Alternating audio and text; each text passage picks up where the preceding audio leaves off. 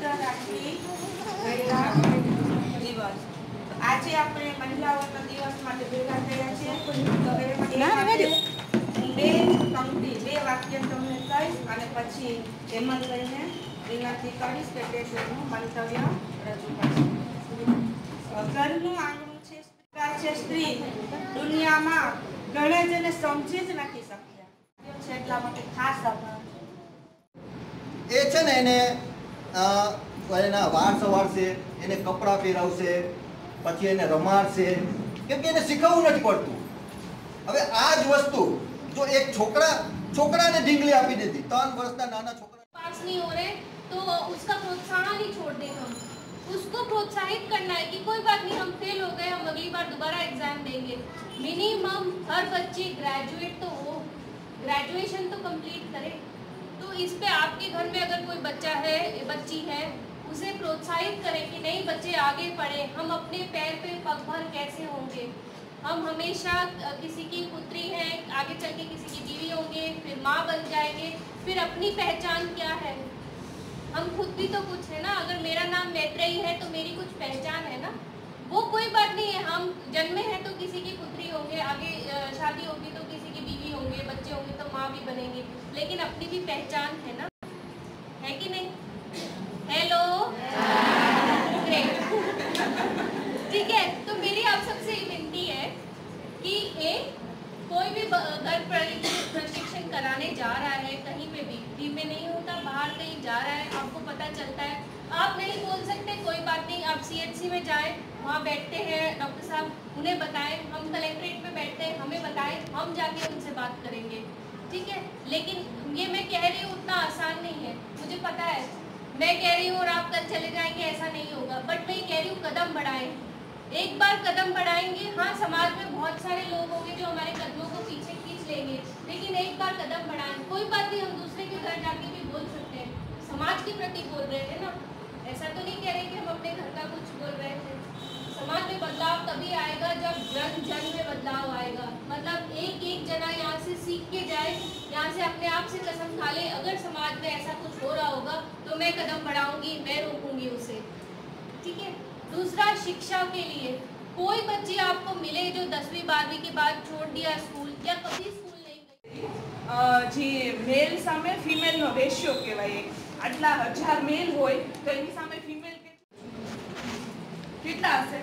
1000 સામે 800 છે તો કેટલી 800 ખોટી વાત, 800 નથી, 800 થી ઓછા છે। હવે બોલો 800 ની ખબર છે ને? લેટેસ્ટ આપણો જોઈને તમને ચક્કર આવવા જોઈએ। 467 467 1000 મેલ ઉપર 467। હવે આપણને એમ થાય ને કે આ બધું મીન્સ હા ખરેખર આ સાચો આંકડો છે। જઈને ડોક્ટર કાસમને પૂછે ક્યાં, હવે ક્યાંક તો બને છે, બરાબર, આપણા ઘરમાં જ આજુબાજુમાં જ બને છે, અને આ જ વસ્તુ ઉપર ભાર મૂકશું કારણ કે આ અત્યારનો બહુ પેલો સેન્સિટિવ કહેવાય ને કે આ આટલા બધા રેપ કેસ વધે છે, બરાબર, બધાને તકલીફ છે એનાથી। આપણી દીકરી આપણને સેફટી એના આપણે વિચારીએ કે આપણી છોકરી આજે સુરક્ષિત છે કે નથી, આપણને વિચાર આવે છે ને, તો શું કામ થાય છે? આવું શું કામ થાય છે? માનસિકતા તો લોકોની ખરાબ છે જ, પણ એ ક્યારે છે? 1000 છોકરાને લગ્ન કરવા છે, એની સામે 467 છોકરીઓ છે, કોને લગ્ન થશે ને કોને બાકી રહેશે? હસબન્ડ કે છે, સસરા કે છે, પેઢીને આગળ વધારવી છે, બધી વાત સાચી, પણ એના માટે દીકરીને જન્મ નહીં આપવાનો? દીકરી બબે કુળ તારતી નથી? અમે હું કાંઈ નવું કહેતી નથી, અને આ પ્રેક્ટિકલ વસ્તુ એટલા માટે કહું છું, હું અને મારી બેન અમે બે જ સંતાન છીએ મારા મમ્મી પપ્પા। મારા મા બાપે કોઈ છોકરાઓ જોઈએ કર્યું નથી, અને એની પહેલા બાકી કોઈ તમને મેડિકલ ફ્રી, હા હું મારા સેન્ટર ઉદમ છે, ઉદમ હેલ્થ એન્ડ વેલનેસ સેન્ટર પર હું કોમ્યુનિટી હેલ્થ ઓફિસર તરીકે મેં જોઈન કરું છું, એટલે હું ત્યાં બેસું છું। તમને કોઈ પણ જાતનો પ્રોબ્લેમ હોય, ડોક્ટર કાસિમ તો અહીંયા જ છે ભોગલામાં, હું બી ત્યાં બેસું જ છું। તમારે અત્યારે કોઈ મેડિકલ પ્રોબ્લેમ હોય, તમારે એના વિશે વાત કરવી હોય, હમણાં આપણે અહીંયા છે ને ઉમંગ કરીને કાર્યક્રમ આરતીફિયાને કે ખોલી આપે જે હતો મેન્સ્ટ્રુઅલ હાઇજીન, જે આપણે બે વાપરતા નથી, પહેલા બધા કપડા વાપરતા હતા, બહુ બંધ થતી હતી, તમને ખબર છે જેવી રીતના સેક્સ રેશિયોનો વાત છે ને એવી જ રીતના જે સર્વાઇકલ કેન્સર જે થાય છે ને, ગર્ભાશયનું કેન્સર થાય છે, ઈ કેન્સર થાય છે, એનું પ્રમાણ બહુ જ વધારે છે. શું કામ? એને કારણ કે સ્ત્રીઓ આગળ આવીને કહેતા નથી. બ્રેસ્ટ કેન્સર અત્યારે હું કહું 50 ઘરમાંથી 5 ઘરમાં બ્રેસ્ટ કેન્સર, સર્વાઇકલ કેન્સરના અત્યારે જોવા મળે છે આપણને કેસ. તો ઈ લોકોને જ્યારે થોડી થોડી તકલીફ થાય ને ત્યારે ઈ લોકો આવીને કહેતા નથી. પછી વધતું પછી આટલા બધા લેવલ સુધી પહોંચી જાય છે. તો તમે બધાયનું ધ્યાન રાખો ને, તમારા ઘરવાળાનું ધ્યાન રાખો, તમારા સાસુ સસરાનું ધ્યાન રાખો, તમારા છોકરાઓનું ધ્યાન રાખો. તો આપણે આપણું ધ્યાન નહીં રાખવાનું. આપણે આપણું ધ્યાન રાખવાનું. તમને જરાક બી તકલીફ થાય તો તરત જઈને ડોક્ટર પાસે જવાનું, ત્યાં ચેકઅપ કરાવવાનું. ન સારું થાય તો આગળ જવાનું. આપણે આપણા માટે એટલું તો કરી જ શકીએ. અને આ સ્ત્રીઓને છે ને ખરેખર બહુ ખરાબ ટેવ હોય, ખાવાની બાબતમાં છે કે ગમે એ બાબતમાં. ગરમ ગરમ બનાવીને બધાને જમાડી દેવાનું ને આપણે છેલ્લે ટાઢી 1-2 રોટલી વધી હોય તો ખાઈ લેવાની, ન વધી હોય તો ચાલે. અને પાછું બધાને આમ ગર્વથી એમ કે મારે તો બધું ચાલે. ભાઈ ચલાવવાનું નથી. એનેમિયાનું પ્રમાણ અત્યારે જે લોહીની કમી થાય છે એનું પ્રમાણ એટલું બધું વધારે છે સ્ત્રીઓમાં. પછી આગળ જઈને માતા બને, એના છોકરા એના કારણે કુપોષિત રહે. તમે લીલા શાકભાજી ખાઓ, તમે ગરમ ગરમ જમો, તમે ઠંડુ નથી ખાવાનું.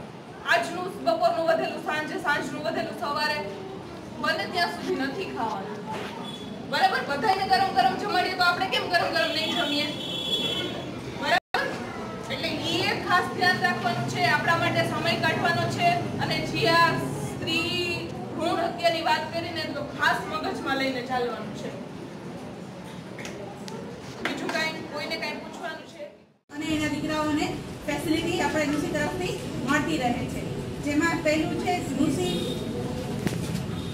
એન્હેન્સમેન્ટ સ્કિલ એન્હેન્સમેન્ટ એક્ટિવિટી, જેમાં નુસી પાસે અત્યારે NUSI free spoken English class seafarers માટે, તેના વાઇફ માટે અને તેના છોકરાઓ માટે થાય છે. અને લેડીઝ બેચ પણ થાય છે નુસી સ્પોકન ઇંગ્લિશ ક્લાસ માટે, જેમાં 5 સીમેન્ટની ઓલરેડી થઈ ગઈ છે બેચ અને 2 લેડીઝની થઈ ગઈ છે. બીજું છે NUSI computer classes for seamen and their families. એમાં પણ નુસીના સીફેરર માટે અને તેના છોકરાઓ માટે અને તેના વાઇફ માટે પણ થાય છે. એ પણ સર્ટિફિકેટ કોર્સ છે, જે સર્ટિફિકેટ એના પછી આપણને પ્રાપ્ત થાય છે ક્લાસ પૂરા કર્યા પછી. આપણી પાસે નુસી નર્સરી ક્લાસ છે જે 2009 થી ચાલુ છે અહીંયા. અને બીજું છે નુસી સીવન ક્લાસ, જેમાં દર બેચ 25 લેડીઝ હોય છે, જેમાંથી 22 કે લેડીઝ સીફેરરની વાઇફ હોય છે અને બીજી છે નોન સીફેરરને પણ આપણે ઇન્ક્લુડ કરતા હોઈએ છીએ, જે 6 મહિનાનો ક્લાસ હોય છે અને જેમાં 600 રૂપિયા ખાલી મેન્ટેનન્સ ચાર્જ લેવાનો હોય છે. બીજું છે નુસી દીવપ્રાંતની યલો ફીવર વેક્સિનેશન, જે સીમેન્ટને સ્ટ્રીપમાં થવા આગળ જે યલો ફીવર વેક્સિનેશન હોય છે તે અહીંયા આપણે CHC ગોગલામાં નુસીની કોશિશથી અહીંયા ચાલુ કરવામાં આવ્યું છે. બીજું છે નુસી નિર્મલા માતા નુસી દ્વારા નિર્મલા માતા સ્કૂલમાં આપણે 15 લાખનું ક્લાસરૂમ બનાવવા માટે ડોનેશન આપેલું છે, એ પણ નુસી તરફથી આપેલું છે. બીજું છે નુસી મેરીટાઈમ એકેડમી NMA, જેમાં 6 મહિના માટે જીપી રેટિંગ ફ્રીસી ટ્રેનિંગ નુસી દ્વારા કરાવવામાં આવે છે, જે ઇન્ડિયાના બધા જે ટ્રેનિંગ ઇન્સ્ટિટ્યૂટ છે એમાંથી પહેલો તો બધાથી ઓછો ભાવ છે. અને બીજું છે એની પ્રાઇસ છે જે રકમ ફીની હોય છે એમાંથી 50,000 પરત પાછા આપવામાં આવે છે. પહેલા એની ફીસ હતી 1,30,000, 1,30,000 જેની ફી હતી, હવે 1,50,000